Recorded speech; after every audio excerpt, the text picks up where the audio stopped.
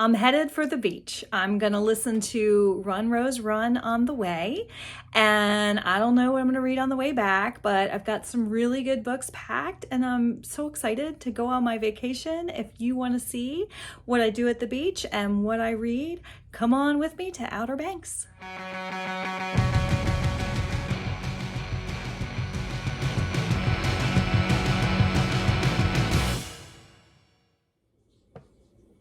Hi everyone, welcome to Book Talks with Miss Thomas. I am Miss Thomas. If you are new here and you enjoy hearing about books, please subscribe. In this video, I'm going to do a little bit of everything. I'm going to mix some Christian books with books that maybe aren't Christian, but for the most part are clean. And I'm going to do some vlogging on my trip to the Outer Banks. So at the beginning of this trip, my family decided to listen to Run Rose Run on the way up. Okay, I decided for my family. I said, I am going to play Run Rose Run on the way up because last time we went on a road trip, I played a book, an audiobook, and it was terrible. It was really crass and vulgar, and my children, they still give me a hard time about it. You know, they say, Mom, you say you're a Christian, and that book had this and that, and da-da-da-da. I had no idea that the book was going to have those things in it. So for this trip, I told them, we are listening to Run Rose Run on the way to the beach, to the Outer Banks, and if you don't like it, maybe you should have some earbuds and listen to your own thing on your phone, because both my kids can listen to whatever they want on their phones. My husband was fine with it. Everyone in my family likes Dolly Parton, so that was making a pretty easy sell. They like that song, Jolene by Dolly Parton. Now, that's really all they know because they're younger, but they were interested in Run Rose Run. So we listened to that on the way to the beach, and I filmed a little bit about it, and the wind was so loud and so frustrating that I'm going to delete that from my video and replace it with this. So that's why I'm home. This is after the trip, but I'm replacing the beginning of my video with this. I'm telling you, when we went to Outer Banks, we listened to Run Rose Run, and the wind was very bad while I was talking about that. So I moved the party inside, and that's where you're going to see now. So I brought the party inside because the wind is so bad.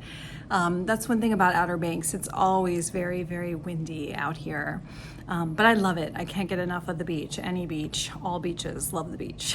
If you've been watching my channel for a while, there's, let's see, a Cape May vlog, there's an Ocean City vlog, there's a Buxton vlog. So here we are in the Outer Banks yet again. I'm not sure if I'm gonna make this a vlog style or not. I might, but I definitely have a lot of books that I've loved to read. I love to read at the beach, and so I've definitely read a lot of really good books on this trip so far, and I was starting with Run Rose Run, the story of Annie Lee Keyes. It's a bit of a mystery, it's a bit of a romance, and it's really got a lot of everything. It's the story of Annie Lee Keyes, who is on the rise to be a country singer. She is on the run from something. She was Rose, and now she's Annie Lee Keyes.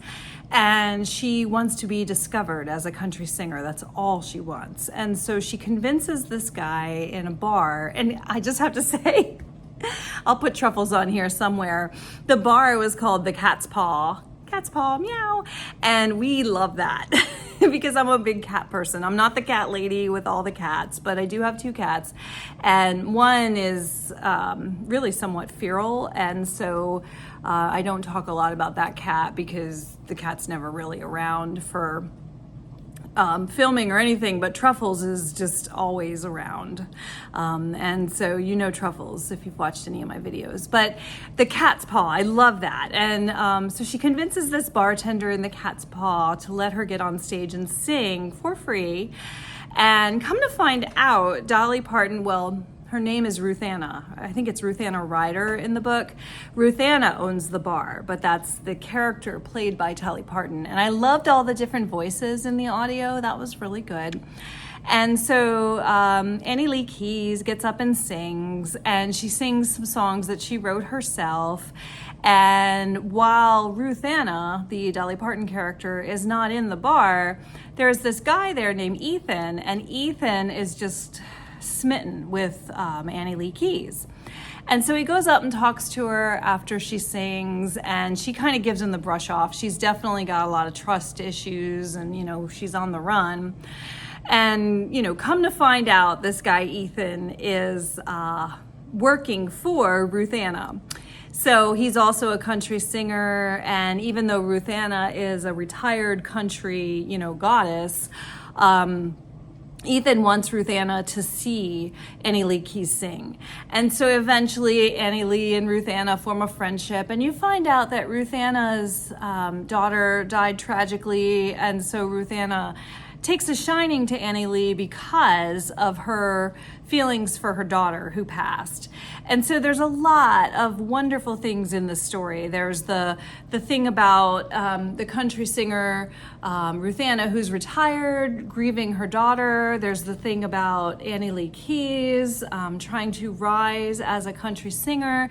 There's Ethan's feelings for Annie Lee, a little bit of a potential romance there.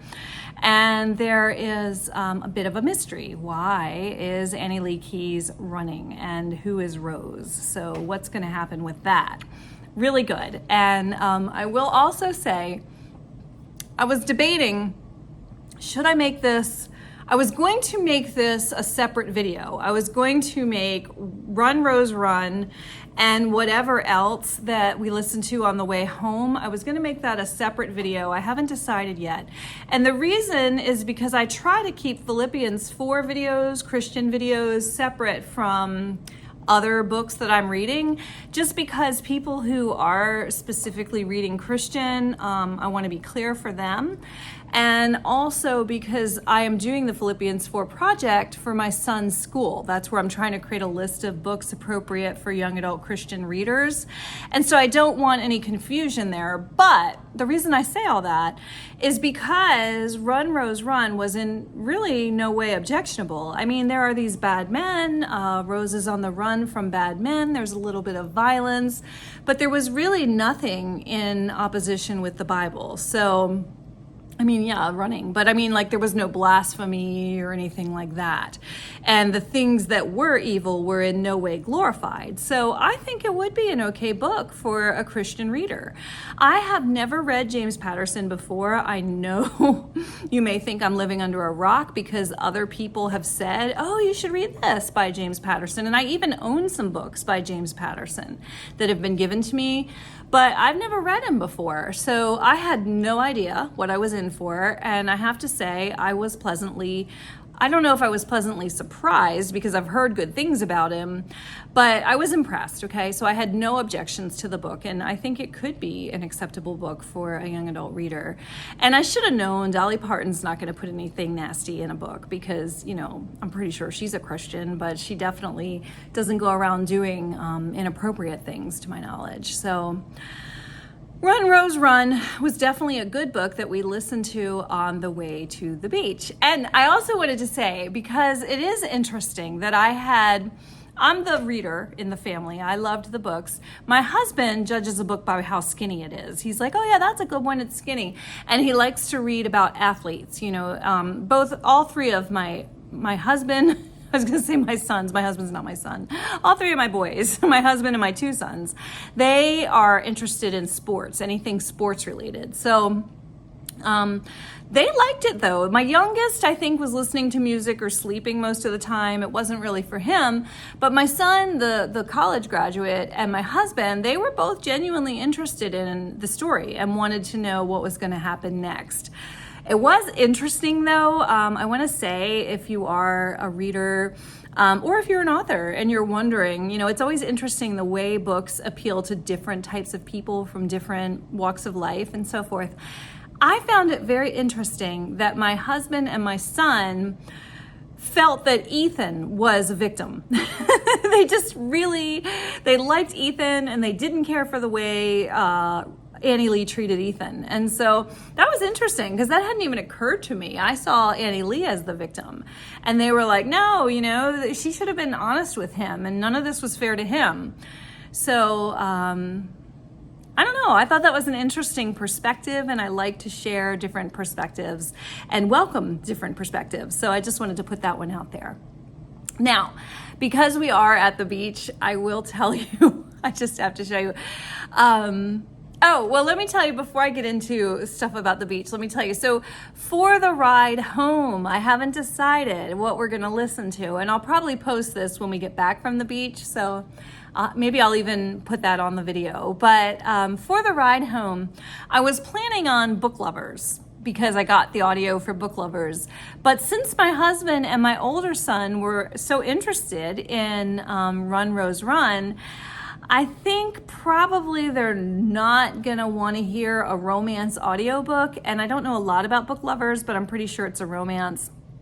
And they are probably, and that might be one of the reasons why I'm not real big on romance, because my husband and my son, and I'm always thinking from the boy's point of view and the male point of view, you know, what's going to interest, especially with regard to my Philippian 4 list, what's going to interest the young adult Christian boy. You know, I want to include him too. And I will say, from being a reading teacher and being a mom, boys read, okay? We need to really be more sensitive to what books would interest a boy, a male reader, a teenage boy in particular, because I have 2 boys, and so my heart is just there, and I'm trying to find something like that for them.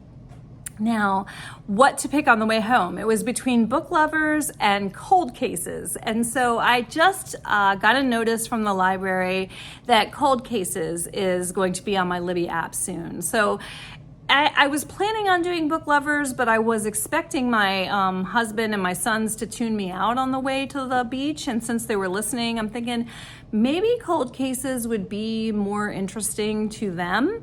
So my son graduated with a degree in forensic accounting, so he has that interest in forensics. So Cold Cases might be more interesting to him. I haven't decided yet, so maybe I'll let you know at the end of this video, because by then maybe I'll be back from the beach. Now, let me tell you a little bit about the beach. So,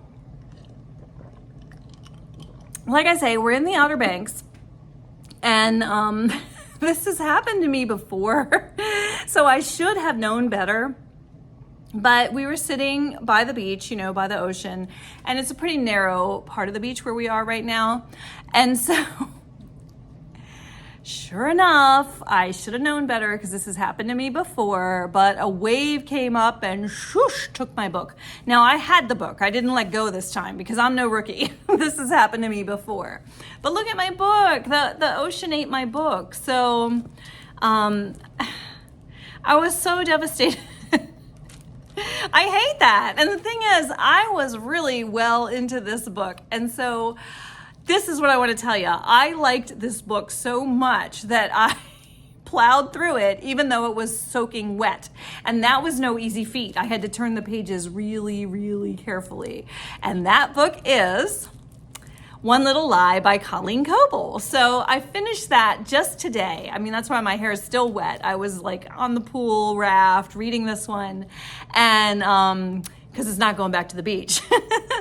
But let me tell you, I loved this book. It was really, really good. And it's interesting because I got the other one. I think it's called 2 Reasons to Run. I ordered it from Thrift Books. I saw it on Thrift Books, and I had listened to an audiobook. I reviewed it. It was interesting because I compared it to Insomnia by Sarah Pinborough. If you want to see that video, I'll try to figure out how to like put a card up, or if nothing else, it'll show up at the end of the video. But I compared Colleen Coble to one of her books. It was Beneath Copper Falls, I think is what it was called, and it was an audiobook.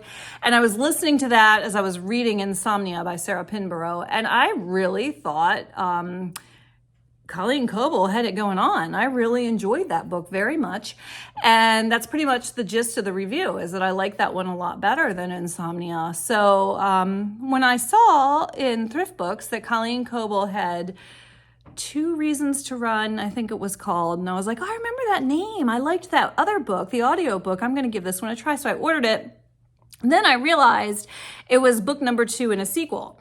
So I passed this one in the library. Of course it was a library book, right? Because the waves, it's like they know, oh, there's a library book. Let me ruin it. This one I saw in the library and I said, okay, well, I have the sequel. Why don't I give this one a try first? And so I brought it to the beach thinking I would give it a try. And I was absolutely mesmerized by this book. I loved it. And the wave came along. And isn't technology funny? I'm an old woman, so I can tell you, I remember before cell phones and all that. I even remember before answering machines. And some of you younger people probably don't even know what answering machines are, because now, you can get like the phone to intercept the calls. But I can tell you, I remember, before technology. And so it was really funny because here I am sitting on the beach, upset about this book being ruined. And I knew right away it was ruined. I mean, I read it. I wanted to finish it because it was that good. But I knew I'd have to replace it for the library. And I don't know about your libraries, but our library, you can either pay the bill or just replace the book. So here I am on the beach with my phone and I ordered a new book. And how cool is that? Like, that's just, to me, as a woman my age, I think that's really pretty funny because, when I was my son's age, I think if somebody told me I'd be able to order a book and have it delivered to my house before I got home from the beach, I would have thought that was just bizarre without a telephone, with the cord. So I ordered a replacement book from Amazon. It will be waiting for me when I get back from the beach, and I'll just bring that to the library and say, I'm so sorry, but the wave got your book. Look at the sand too. There's even sand in here. And I'm happy to have this copy because I have the sequel. And so now I have this one and I loved it. And I think it would be okay in my class, my office for my students. I'm okay with students reading this. I didn't think there was anything objectionable really in this one. And I have friends that I know will want to read it. So it'll be passed around probably some of my friends too.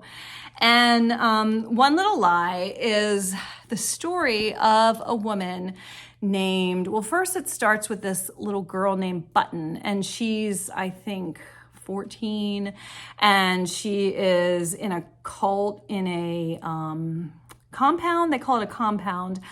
And she's very, very pregnant. And so she goes into labor and has this baby, and she wants the hospital. She wants somebody to come in and help her. She's in a lot of pain. She's terrified. But it's a cult. They won't call in the doctor. So the mother delivers the baby, and then some kind of fire breaks out. All this terrible stuff is going on, and her father says, we've got to go now. And so she leaves with her father, and her father tells her the baby died. And I had figured that was the one little lie. The baby didn't die. And I don't think that's a real spoiler alert. I think you could figure that one out pretty quickly. So she and her father escaped the cult, and apparently, I don't know what happened to the cult. I don't know if the police raided it or if there was a fire or both, but she escaped with her father, but not her baby. And so she thinks her baby's dead. And then flash forward 15 years, she becomes police chief, and she's working as a police investigator when these crimes start occurring, and they're really bizarre murders. I mean, there's this one murder where the torso of a man's body shows up in the water. It's been dredged out of a fishing cooler in the water by these guys that were shrimping.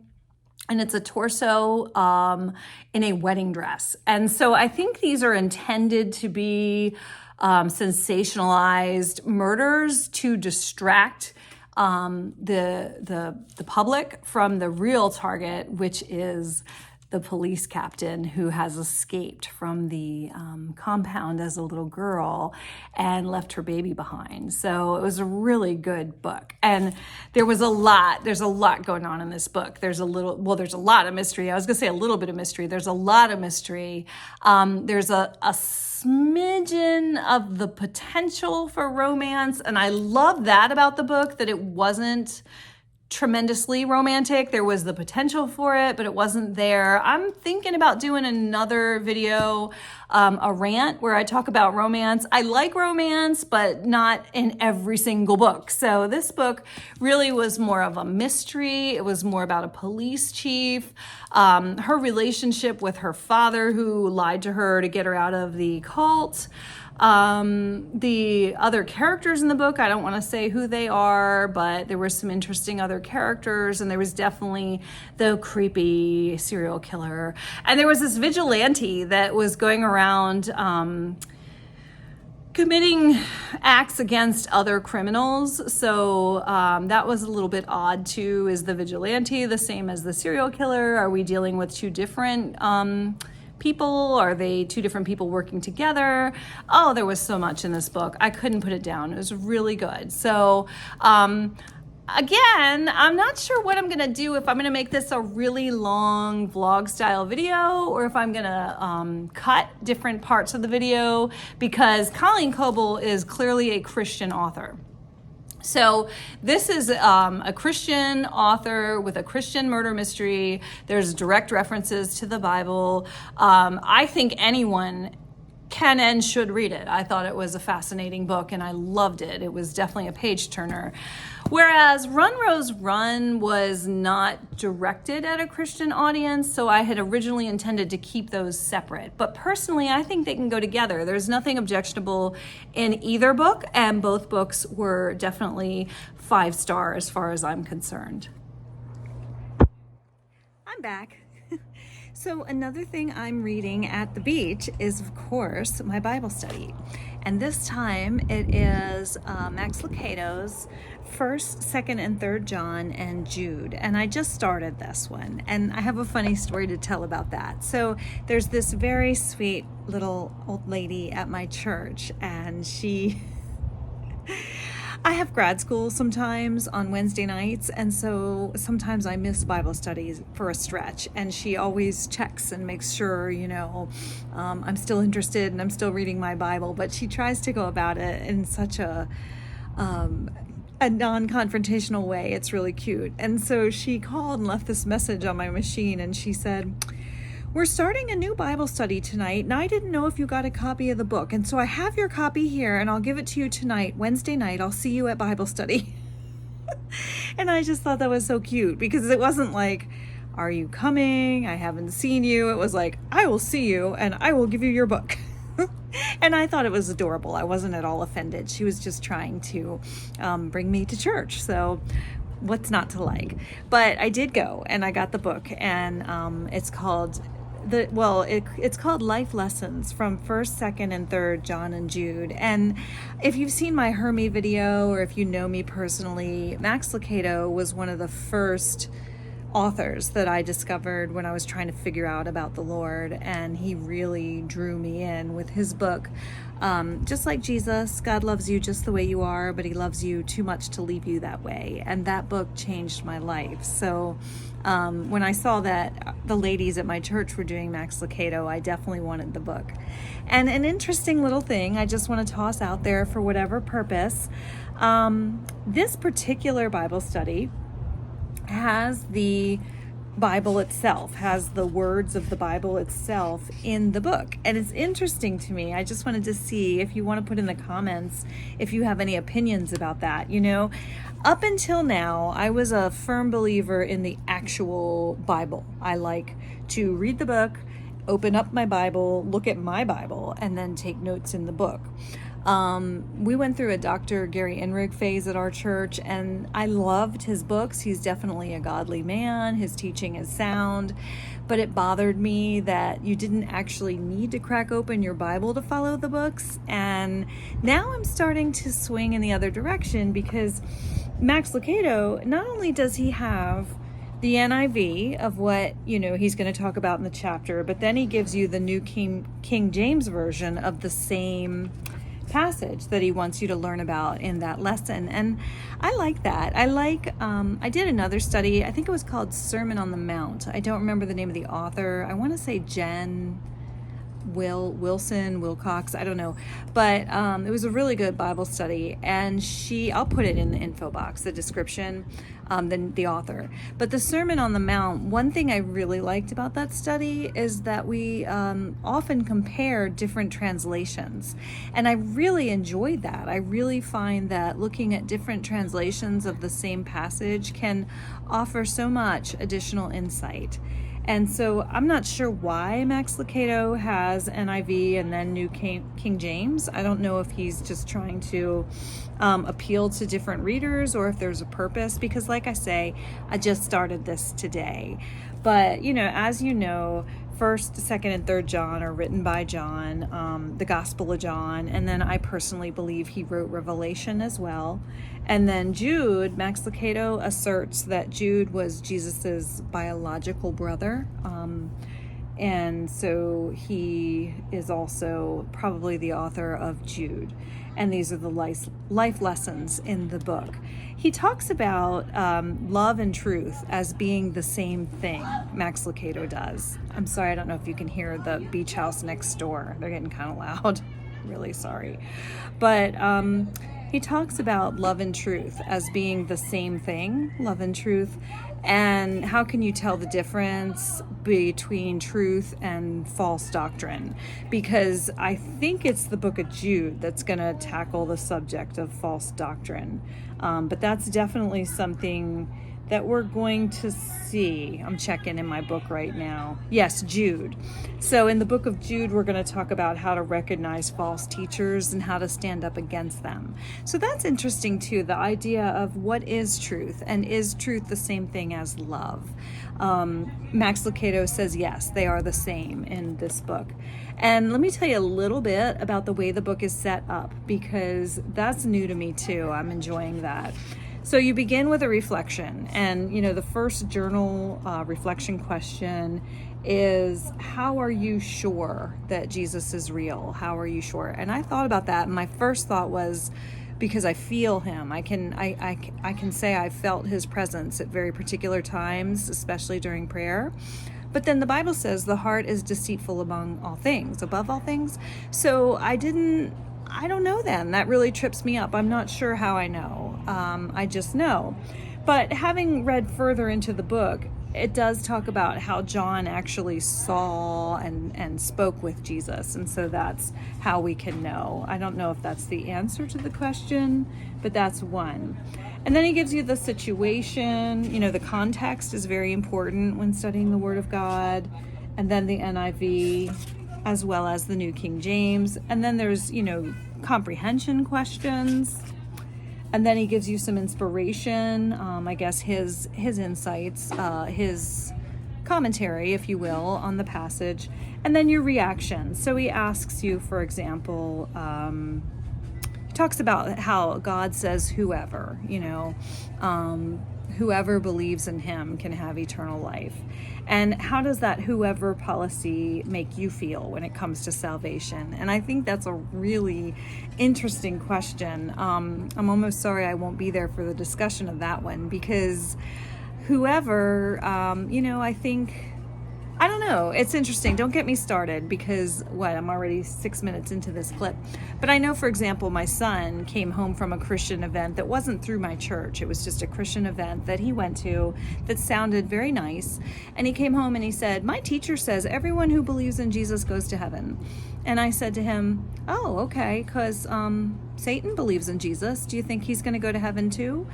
And so, to me, whoever believes in him means whoever trusts him, puts their faith in him and their trust in him. But I like the idea of an open door policy, a whoever policy. You can, I think Max Lucado's point in this is that no matter what you've done, Christ died on the cross for you, and you can experience eternal life with him regardless of whoever you are, whatever you've done. There is no limits to God's forgiveness, and that I love, that I wholeheartedly agree with and embrace.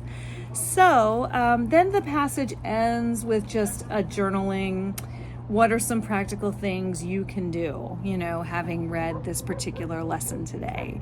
And so very good Bible study. I'm looking forward to continuing with it. All right, so this is the boardwalk to the beach. And you can tell it was going deeper into the sand, and now it's, you know, been swallowed up by the water, and the water is coming dangerously close. I will show you a little bit more. Hang on. Here's that fence that some nice person must have run in the ocean and rescued from the ocean. I don't know how long it'll stay put though. You can see the water's already getting pretty close, but it just breaks my heart because of that sharp wire coming from the fence. And here we come. Here comes the ocean. Eventually it's going to pull it back in. And of course we're right here at a giant house.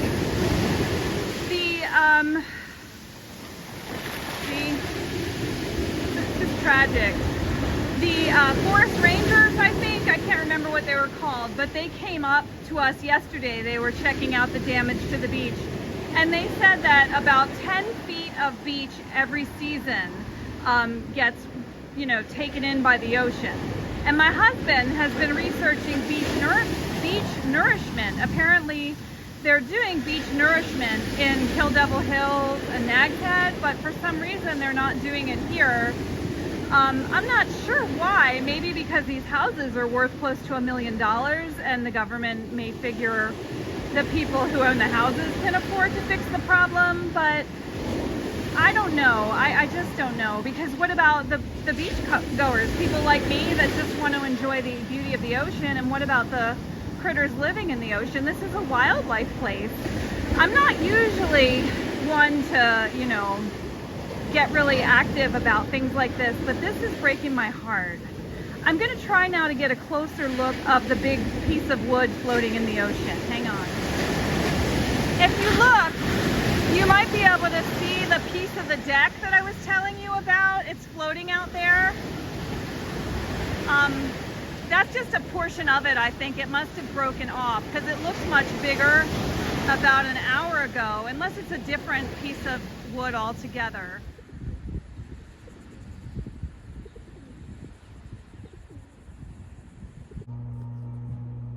Hello everyone, so I am back. This is the last day of my vacation. I just wanted to clarify for you that we are not staying in one of those $1 million houses on the water. After I saw that clip, I thought, well gosh, here I am going on and on about how bad this is for the poor dolphins, and you're thinking, well then why are you renting there? I'm not renting there, okay?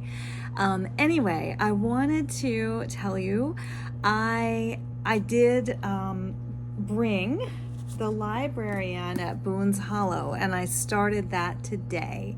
And Erion at Book Zealots said that I should. In my last video, she said she started it as well. And book lover Amanda gave it a vote, and Katie at Paperbacks and Ponytails gave it a vote. I've got beach on the brain, can you tell? They gave it a vote. They voted for this book in my What Should I Read Next video. So thank you, ladies. I value your advice very much. I value your videos, all three of you. And I don't know if I ever said this before, but Erion was, or is it, I hope I'm pronouncing that right. Please tell me if I'm not.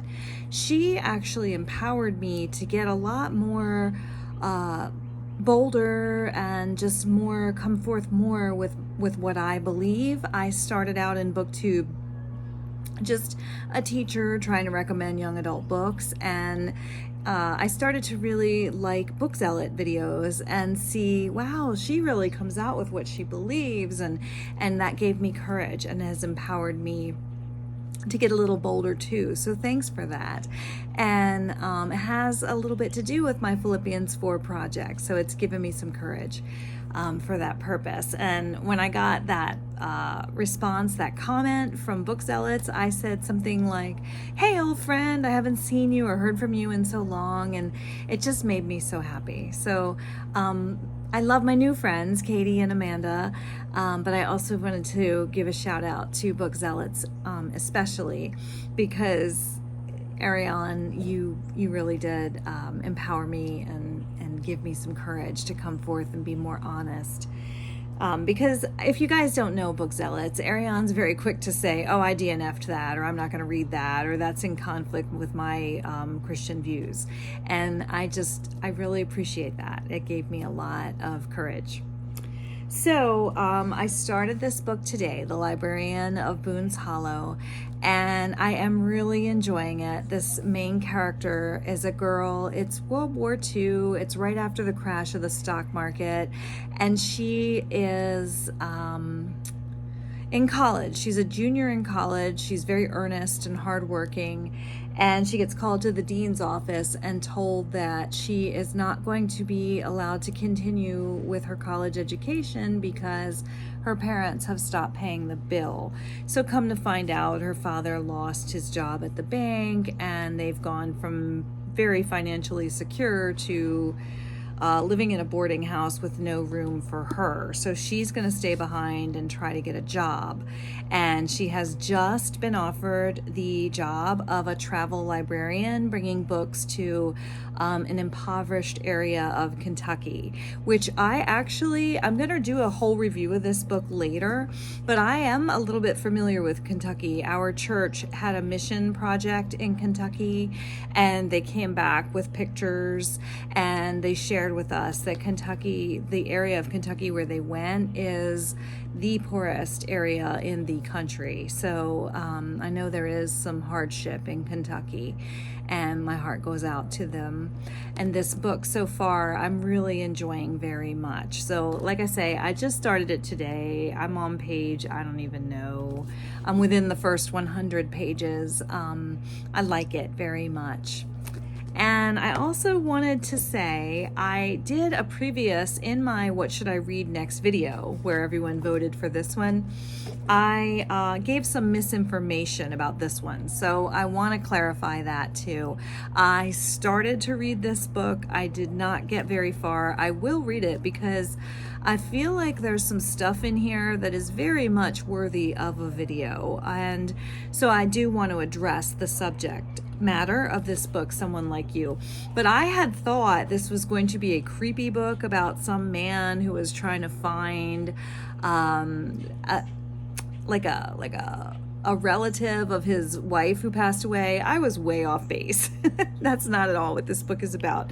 So it seems like a romance though, and it's about this man who is in love with this girl who seems to reject him. I only read the first chapter.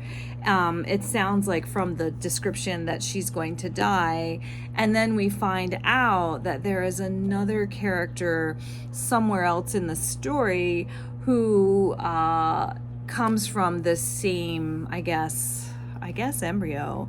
And so I think this book is going to deal with infertility and IVF and what it means to be a Christian who is a product of IVF. And I don't know if any of you know, probably a lot of you out there in the cyber world don't know, but people who know me well know I've struggled with infertility. I've had 5 miscarriages, and my children are in fact just a natural product of my marriage, but there was a lot of loss in between. And so I definitely have opinions about IVF. I want to tell you, I do not have judgment. I considered it for myself. And so that's the long and short of it. I am not going to be one of those Christians who says IVF is a sin. But I do want to read the book because I think that is a worthy topic, especially for the Christian reader. I think it's a topic that we need to approach with an open mind. So I'm saving this one for a later video. I haven't read much. I just read the first chapter, but I wanted to address it because I do think it's important, and I am so sorry that I misrepresented this book in my last video because I thought it was going to be a creepy book. I don't know what I was thinking. And the only other thing I want to say, I have to show you, this is so great. I have merch. Isn't that funny? I'm not selling it or anything like that. But I just thought it would be funny. So just as sort of a joke for my son, my teenage son, I ordered one for him and for me. Isn't that cute? So I just got on Canva and I had a shirt made, and that's the front. it says Book Talks with Truffles because that's kind of a joke in our house, is like it's really Truffles' house and we're her people instead of her being our cat. And it's really her YouTube channel and she lets me make videos occasionally. So Book Talks with Truffles. And then on the back, that was my teenage son's idea, is to put got books. So there she is. I just wanted to share that. That is not available for sale, but I don't know. I guess if people really wanted to, I could figure out a way to put it available. But I just thought it was funny. I just made it as a joke for myself. Okay, so that's it. This is getting to be a pretty long vlog. So tomorrow we are hitting the road to go back home. I had mentioned earlier in this video that I was torn between Book Lovers audiobook and I think I was looking at Cold Cases as an audiobook, but that's a weird thing. I'm very new to the Libby app, and I want to thank the commenter, the viewer commenter, who told me about the Libby app in a comment on my channel a long time ago, a few months ago. I'm pretty new to the Libby app, and so I don't fully understand. I got an email from the library that Cold Cases would be available soon, and so I took that to mean I just had to claim it, but apparently it's not yet available. I guess the person is still reading it and then it will be available to me.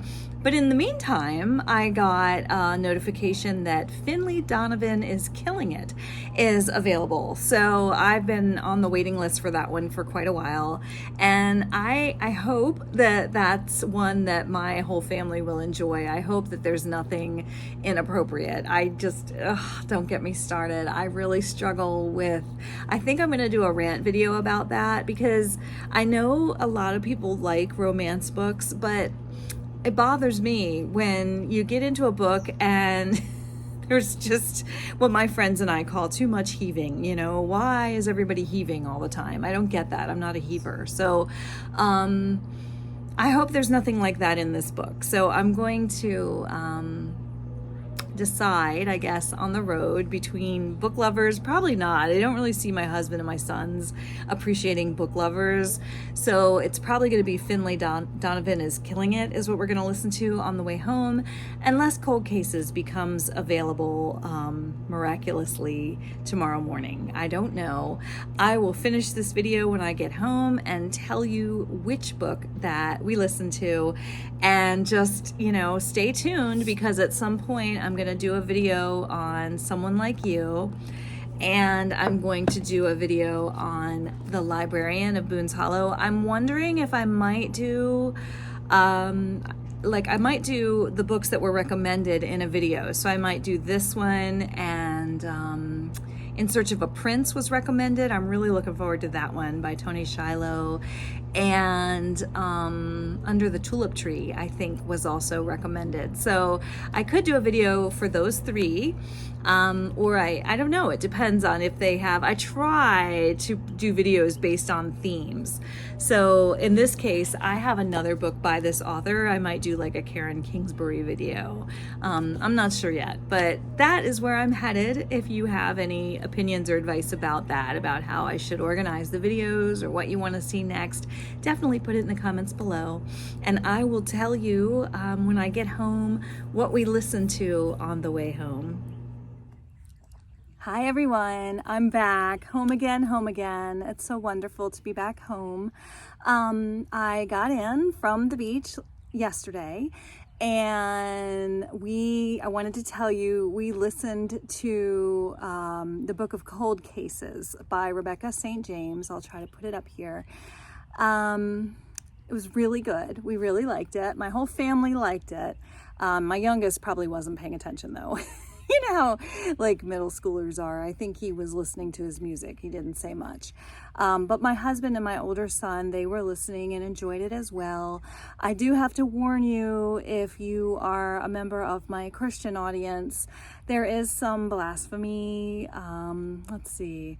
There was really not anything shocking in there. It mentioned that there was some violence, but it didn't really depict it. but there was some blasphemy, and there were, oh, the most obvious one, there were ghosts. So yeah, if you don't want to read a book with ghosts in it, then you would not like the Book of Cold Cases.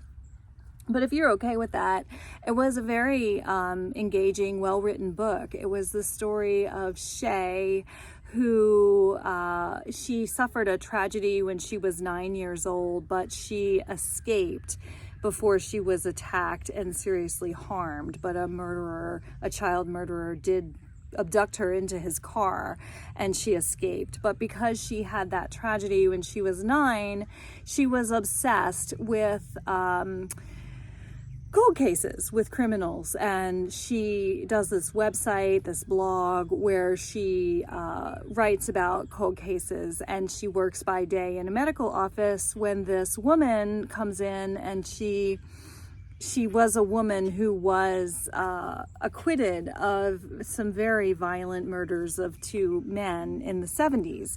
And so the book goes from the present, which in this case would be 2017, to 1977. And so the woman who was accused of these crimes, her name is Beth, and she's this heiress that's very rich. At this point, she's in her 60s. She grants an interview to the main character, Shay, the vlogger who suffered the tragedy when she was 9.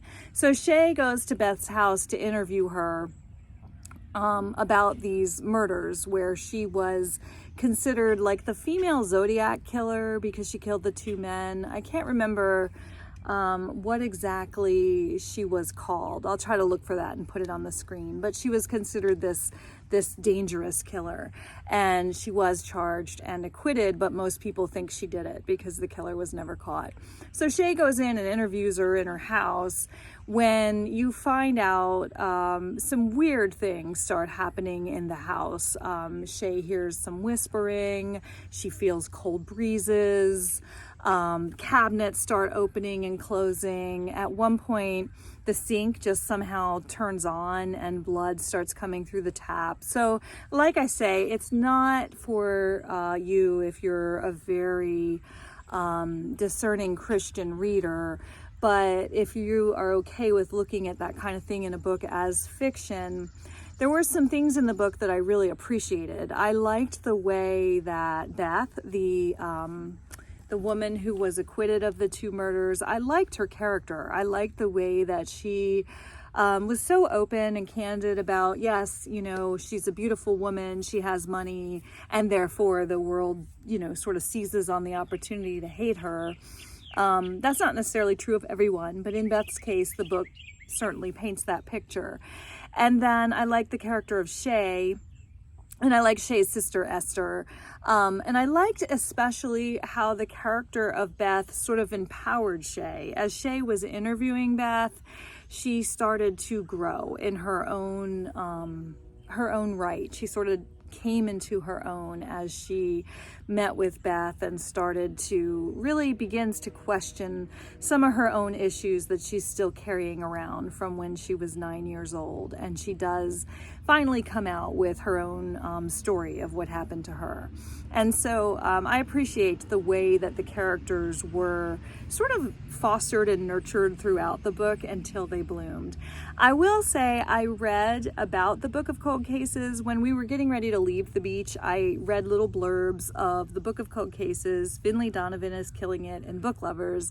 And I ruled out Book Lovers right away because I know that my boys aren't going to listen to a romance. And I would like to try and include my family as best I can. So it was between Finlay, Donovan is Killing It and the Book of Cold Cases. And my son, my older son, he was more interested in obviously a Book of Cold Cases. He has that forensic background and he was just more interested in that. But in the future, my next video will probably be about Finlay, Donovan is Killing It and maybe Book Lovers, because those are the 2 books that are on my Libby app for the future. Those are things that I'm gonna be talking about later. And I definitely am so glad to be home. I'm glad to be able to tell you about my beach trip. And if you're wondering, as soon as I got home, I finished listening to the audio as I unpacked, and then I got into my Bible journaling. I really missed my Bible journaling. So I got into that, and I illustrated the one Though I walk through the valley in the shadow of darkness, I will fear no evil, for the Lord is with me. And I drew a cross with the purple robe and some flowers at the bottom. It was actually a page from Crayola's website that I traced and then colored in. And I don't have it with me out here to share with you. But that's what I did when I got home. Oh, I'm sad to be done with my vacation, but it's good to be back. And so I'm going to do those 2 audios in my next video, and I'm also going to be doing a video on the Librarian of Boone's Hollow and the In Search of a Prince. Those are 2 books that I was definitely, in one of my videos, people commented, oh, you must read those. So, and I'm going to then put Under the Tulip Tree on my TBR. Those are the next 3 books. And of course, I'm going to want to read the sequel to One Little Lie. That was outstanding. So I already own that one. So that's what's coming up later. But I'm home. Thanks so much for listening if you've been here the whole time. And bye for now.